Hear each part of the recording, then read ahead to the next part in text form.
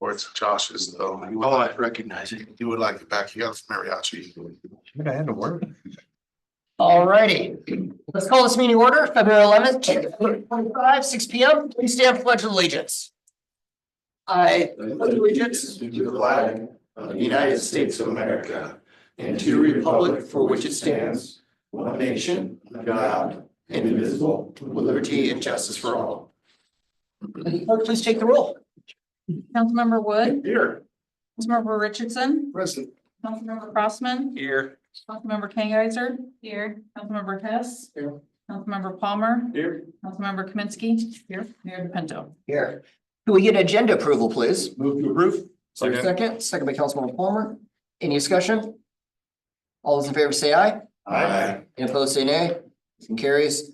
Moving on to special presentations. Mark Daly with TRPC was supposed to speak today, but we just had a mix up in the dates. He will be speaking out. What date? Do you know? The next meeting on the 28th. 28th. And that'll be a presentation with Thurston 25th, sorry. 25th on TRPC, Thurston Regional Planning Council. Moving on to public comment. Is there anyone from public that wishes to address the council? Gene? Your turn. Anyone online? We don't have any hands raised. All right, moving on to consent agenda, a consent agenda, moving for the January 28th, 2025 regular meeting minutes and the January 2025 check register and financial position summary. Councilmember Kaminsky. Approve the consent agenda. Second by Council Palmer. Is there any discussion? All those in favor say aye. Aye. Any opposed say nay. Motion carries. Moving on to new business. Or item A, we have interlocal cooperative agreement for Thurston County Emergency Management Council. Chief? Council Mayor, thank you. I'm here tonight to get a motion to have Mayor Pinto sign the interlocal cooperative agreement for Thurston County Emergency Management Council. We already have a seat on that council and I sit on that. It's huge for us to be there. There's no reason why we wouldn't be. Basically what we do is we just work with the consortium cities within Thurston County and just come together and talk about emergency management, how we can improve it, how we can mitigate it. So it's important that we're on that committee. Awesome. Questions? Councilor Palmer? Move to authorize Mayor DePinto to sign the interlocal cooperative agreement for Thurston County Emergency Management Council. Second by Councilor Wood. Is there any discussion?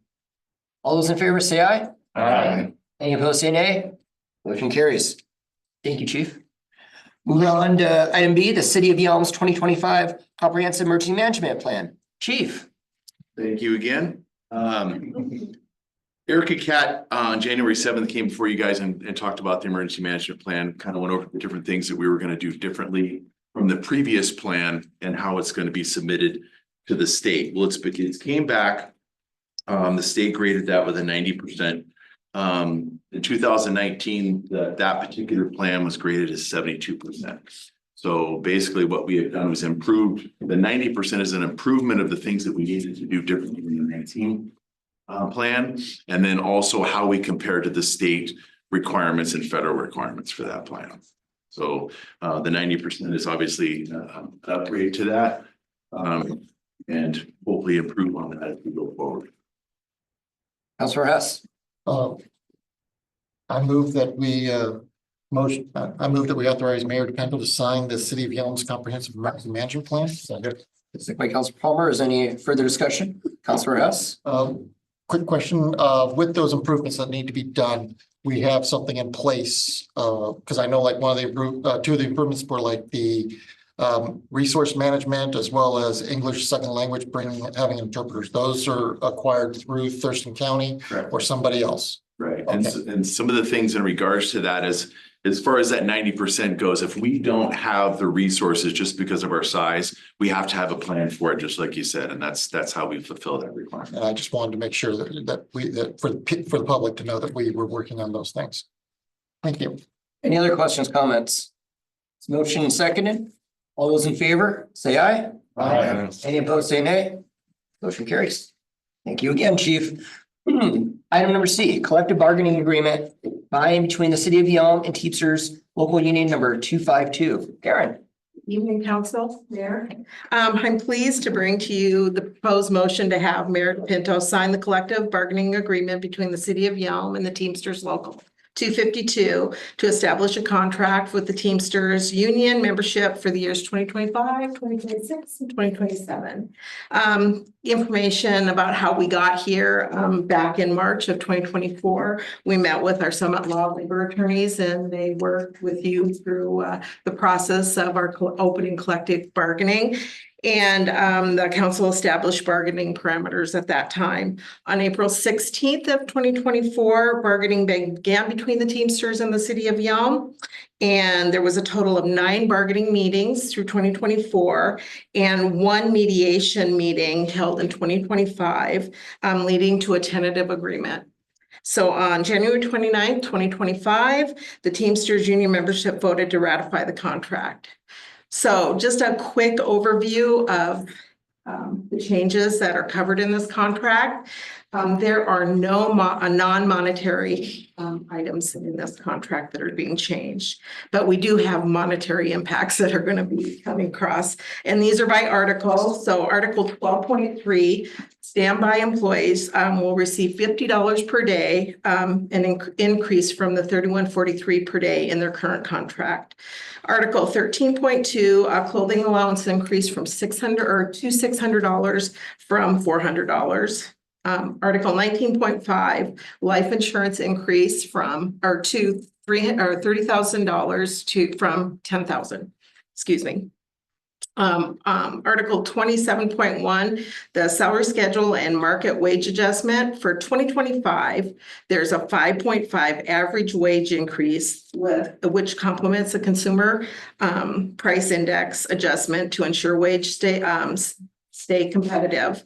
And then the following positions will receive a market adjustment. The maintenance worker equipment operator will receive a 4.3% increase. Collections technicians will receive a 4.3% increase. The maintenance worker mechanic, a 1.1% increase. Water operator 1 will receive a 5.3% increase. Wastewater treatment plant operator 1 will receive a 1.2% increase. And the wastewater treatment plant operator lead will receive a 1% increase. So Article 27.2, the salary schedule for 2026 will be a 3% COLA. And Article 27.3, there will be a salary schedule for 2027 of a 3% cost of living increase also. 27.5, the aquatics facility operator who holds a current and valid aquatics facilitator operator certificate will receive a 5% increase added to their base rate of pay during the months of May through September. And then new to this contract is Article 27.6, which is longevity for tenured employees whom shall receive longevity pay as follows. At 8 years and above, they'll receive 2% above their base salary. 13 years and above, they'll receive a 3% above their base salary. At 18 years, there's a 4% above base salary, and then 23 years and above is a 5% increase. And I would entertain any questions. Councilmember Palmer. Move to authorize Mayor DePinto to sign the collective bargaining agreement by and between the City of Yelm and Teamsters Local Union number 252, establishing a contract with the Teamsters Union membership for the years of 2025, 2026, and 2027. Second by Councilmember Hess. Any further questions, comments? Councilmember Wood. I'd just like to say thank you for all your effort. I know this was quite a battle we had on our hands there, and it was drawn out and took a lot of time, and thank you for all your efforts. Yeah, thank you. Any other questions, comments? All right, all those in favor say aye. Aye. Any opposed, say nay. Motion carries. Thank you very much. All righty, thanks, Karen. Moving on to item D, confirmation appointment to the Lodging Tax Advisory Committee. And this is for the appointment of Franklin Grammer to the Lodging Tax Advisory Committee. Councilmember Wood. Looked at the information we've got on him and asked some questions to some folks that know him, and I think it's a good move, and I move we confirm Mayor DePinto's appointment to Franklin Grammer to the Lodging Tax Advisory Committee. Councilmember Hess. Second. Is there any further discussion? Counselor, CrossFit, excuse me. It's okay. This is a quick question. So, I've noticed all these, appointees are never here. So why is that? They're invited, right? I Yes, assume? they do know when the meeting is. It's offered if they want to be here in person or if they don't want to be. Generally, we haven't had people in the past attend these. It's weird to me. I don't know. I would be here if it was me, but. Maybe their work. That's a good point. Sure. Any other for questions, comments? It's been motioned seconded. Is there no further discussion? All those in favor say aye. Aye. Any opposed, say nay. Motion carries. Thank you. All right, moving on to old business. There is none scheduled. Moving on to standing council committee reports, starting with the Public Safety Committee. We had a good meeting last week. We had a new hire. They just need to await their academy date. And so it's very exciting for us to have. Also, the Nisqually grant, we were able to acquire $62,000 to assist with acquiring less lethal equipment. What they are looking at getting is at least 20 40 millimeter weapons that are utilized to shoot bean bags and such, so that's not as lethal when having to deal with the situation. We did not have a court update because Sonia was out. Let's see, we already covered the interlocal agreement as well as the emergency management plan. So great. Did I miss anything? No? Okay. All right, moving on to public services. Me. Moving on to finance. Oh, we just had a brief meeting. We discussed the ordinance 1139 budget amendments. And the new format for the council agenda items, which we will go over, and Stephanie will go through the summary next meeting. And also for the voucher approval form, she is going on the back to put a brief summary of the current budget for us to look at, just a snapshot. So this was her new thing that she's adding. And that's it. All right, great. Moving on, General Government Committee. No meeting since last. All right. Thank you. Mayor, City Minister, staff reports. Todd. Thank you, Mayor. Good evening, council. I'll start with the Public Services Department. We had the position open for our grant project manager. They finished up interviews, or we finished up interviews last week. We've selected Elizabeth Jones, who will start March 3rd. We had several outstanding candidates for that position. We are super excited about Elizabeth joining us, and we think she'll bring just some great things to that position beyond even what we can imagine. So we're super excited about Elizabeth starting on March 3rd. For the WRF, all the electrical is finally in for the WRF after a 1.5 year delay, getting the equipment in. So all that's in. That's great. Interviews are happening at the Public Works Department in streets, wastewater collections. And we're getting just tons of applications coming in for those positions. I think for the parks position, we had how many? 45. 45 applications for a park position. For the viewing audience, would you mind explaining what WRF is? Water Reclamation Facility. Thank you. Thank you. Anything else, Cody, from Public Services? Oh, you got it. And those of you who went to the chamber today, Cody gave a great presentation at the chamber today regarding starting a business or changing a business, or what you have to do and how the city's there to help you. So it was outstanding. He did a great job today, represented the city very well. So I'll say that. The finance world, they're finishing up the annual report and closing out 2024, which is great. In the court world, they're watching House Bill 1174, which involves court interpreters. So they're kind of tracking that a little bit because that could have some impacts on our court or all courts. In particular, the smaller courts could have a big impact if that goes through. And in the police world, there's a lot going on. And since we have the chief here, he's going to come up and just talk a little bit about the last week. Maybe you've heard. We've had a few things pop up, so I'm gonna let the chief take that one. Thank you. Last week, very busy for us. I want to say, first of all, I'm super proud of our people. We've been training a lot. We've been putting a lot of hours in that training, and last week it really showed. So I'll go with, thank you. I'm not reading it anyway. So I won't need that. I'll go over the SWAT call out. So we had an adult male that was having a mental crisis. Unfortunately, got into a domestic situation with a family member. That family member left the residence, called 911.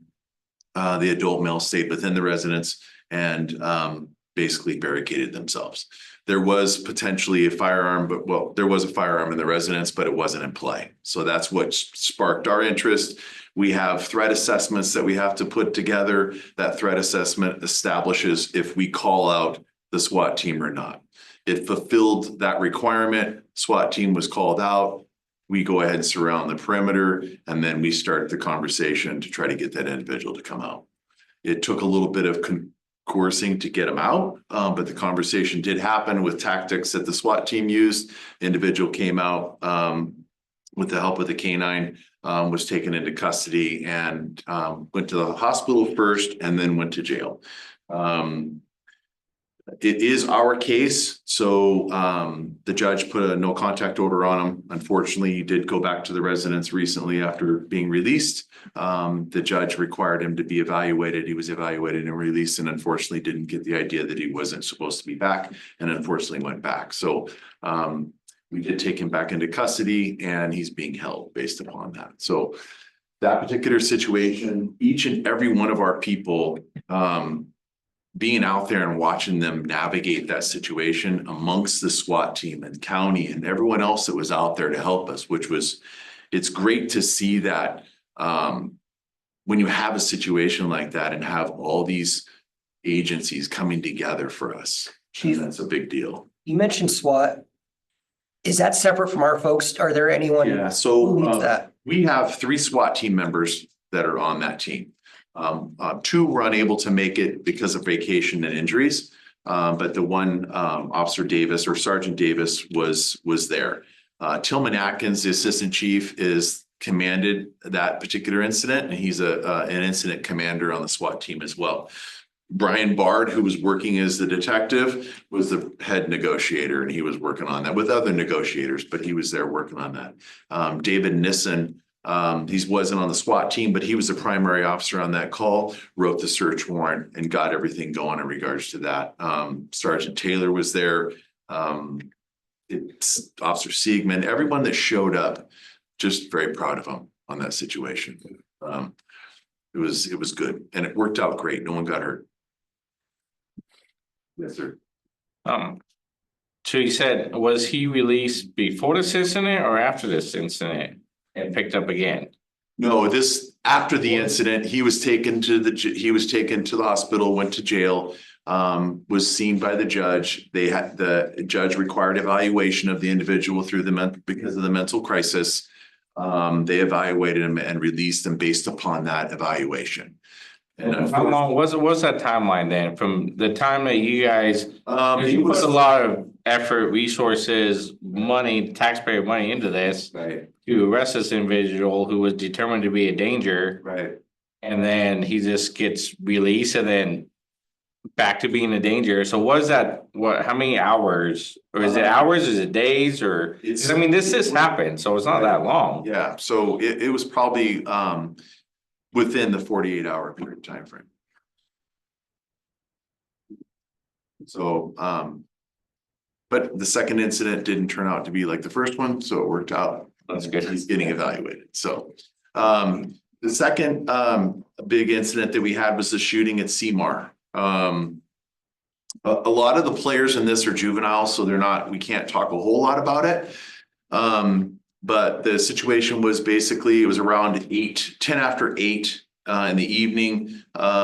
We get a call of an individual that has gunshot wounds sitting out in front of the convenience store, right outside the convenience store, basically. And when the officers show up, they evaluate them. Their original call came out that the individual was shot in the neck. This person was not. So they were confused. Maybe they had a second victim. They started to look around the area. They saw the vehicle that was involved in the shooting as the victim vehicle. And there was an individual there outside that vehicle that had been shot in the neck. So now it's coming together that this was a little bit of a bigger situation. It came out potentially as a maybe an accidental discharge or something to that effect. And now it's starting to evolve into something bigger.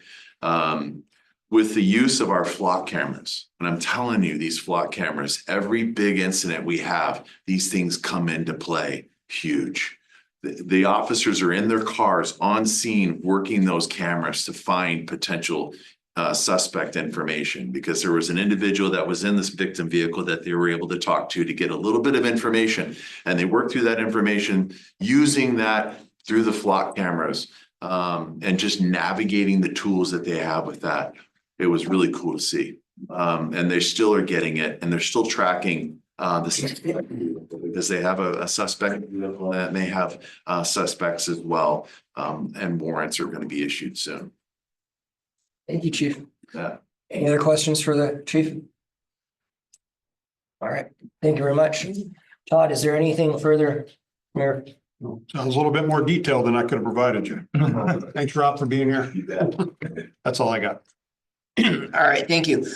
For my report, I met with Governor Ferguson last week regarding just basically introduction and talking about our project, the Yelm Loop, making sure that funding stays with that. It always makes me nervous during session when they're talking about these major projects and they have the ability to not move forward with these projects. So that's not the case at this point. We are fighting day and night about it. Our representative Andrew Barkis is definitely fighting for us really hard on it. And so we'll have more updates through session, but right now it's still, on schedule and everything. That could change in an instant with what they're doing up there, but we'll keep you updated and make sure that you know what's going on. Other than that, I also did meet with our county commissioner, Rachel Grant, last week, and just talked about some of her priorities and ours here in the city, and transportation was obviously a big one for both of us, as well as some healthcare as well, services as well, and making sure that we bring more than just what we have, including, we have the Indigo Urgent Care coming online here in, I think, in a month or two? Yeah, it should be online at the end of this month or beginning of next month, so. And so that's a huge win for us, but we're also talking about further in that and emergency services that are necessary here in Yelm and surrounding areas that we don't have. And multi-care has been really good about listening and making considerations in the future for us. So happy with that. Also with the EDC, the Economic Development Council's executive director, regarding what they do for us and for the citizens here, the businesses here in Yelm. If you don't know, the EDC has great resources for any business. If you're a business in Yelm and you want some help running a business, if you need help growing your business or starting a business, they're a great resource to reach out to, and they'll give you step-by-step help on how to create a business and be successful here. Highly recommend checking them out. They will be coming out here. Is the next study session, Kathy? Do you remember? No, the one after that. I City think. Council meeting. They'll be coming out next month for a presentation, and they'll be talking about what services they offer and what council wants to see them go after, whether it's sort of a business sector or help out small businesses, whatever council really wants to emphasize, they will take that in consideration and move that direction. So other than that, I've got I won't say a meeting, but it's I'm speaking to Prairie Elementary tomorrow, my alma mater, and gonna be chatting at their assembly. Good times. And then community conversations tomorrow. Do we know? Is it at Olios? Get some pizza and some wings. All right, that's all for me. Starting with Councilman Crossman. Is Mrs. Grant, is she the point of contact for people that live outside of city limits that still live in 95, 97 then? So, Yes. there's people like, oh, I have this issue, I want to be in council. I'm like, but we don't represent them. So she would be their representative that they would contact. Correct. And she represents all of inside this. I mean, technically city limits as well, but she represents this area. This district is new. It was Gary Edwards' old district, but that was split up slightly. But this is all of her district, all that area out like Lawrence, Bald Hills is part of her district. Thank you. Any other questions? All right, moving on to council member reports, starting with Councilmember Kaminsky. I don't have any meetings, but I have something fun to report. Kind of city related, not exactly, but kind of. So I had an opportunity to sign up for a class. And this class is on urban planning and downtown center development.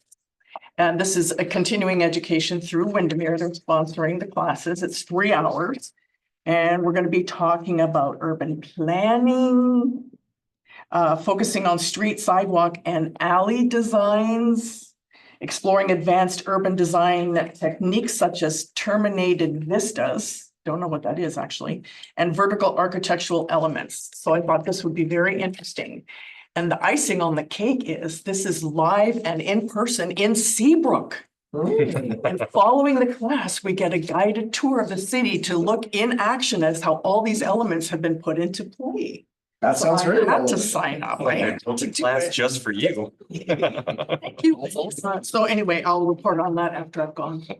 Thank you, Councilmember Palmer. Solid Waste Advisory Committee earlier in the month. One of the big things that came out of that is they haven't raised rates since 2012, and they're starting to come on some capital improvement projects. So there will be rate increases at the landfill and the transfer stations. They'll come online probably 2026, but they're investigating what those actual rate increases are going to be at the moment. Fun. Councilmember Hess. For intercity transit, nothing new to do at this time. All right. Otherwise, nothing else. Okay, Councilor Kingheiser. I actually got a chance to sit with Rachel Grant myself. She came in and visited the chamber. And so I got to sit with her and Tina and actually her assistant Ashley. So it's kind of neat just to see all of those kind of worlds collide and also just hear kind of the same things, you know, her goals and make connections, build resources, be able to kind of bring the cities together a little bit more.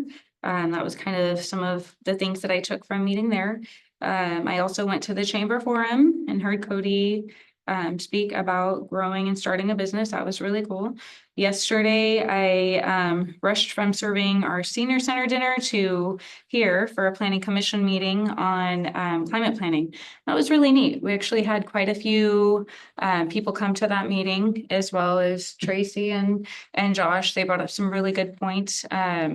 This is a good presentation, a good document to read on our city website as well.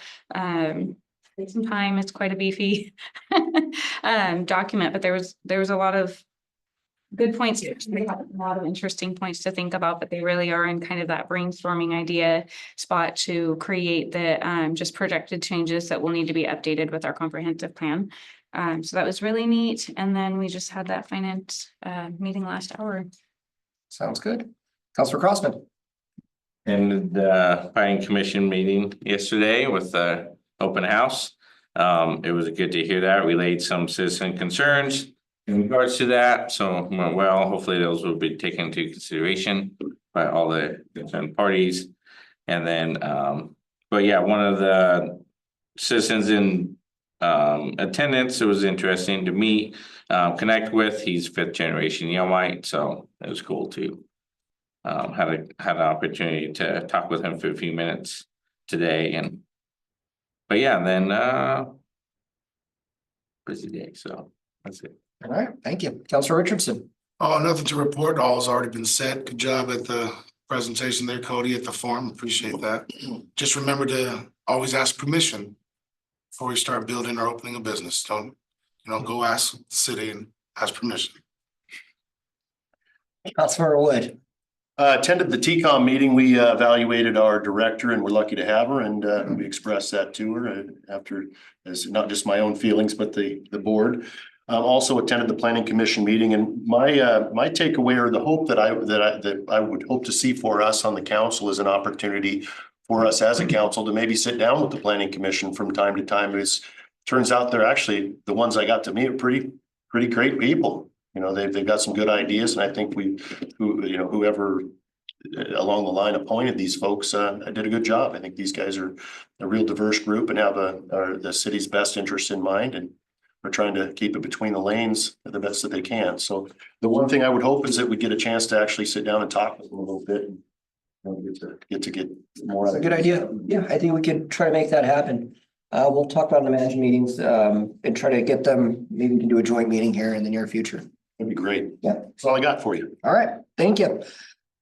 There is no executive session scheduled. Is there a motion to adjourn? I'm gonna give it to. Oh, before we adjourn, did you have something you wanted Yeah, I kind of dozed off, I guess, during it. to? Sure, go ahead, sir. On behalf of the Yelm Historical Museum, I'd like to thank the city and their employees that helped us put together the centennial bid in the park. It was a lot of help. We couldn't have done it without them. So I appreciate the help and the help getting it back in storage. So, thank you very much. Thank you, Gene, and thank you for your service on that commission. All right, and there is a motion to adjourn. I think it was seconded by, I'll give it to Councilmember Crossman. And is there any discussion? All those in favor say aye. Aye. Any opposed say nay. We are adjourned.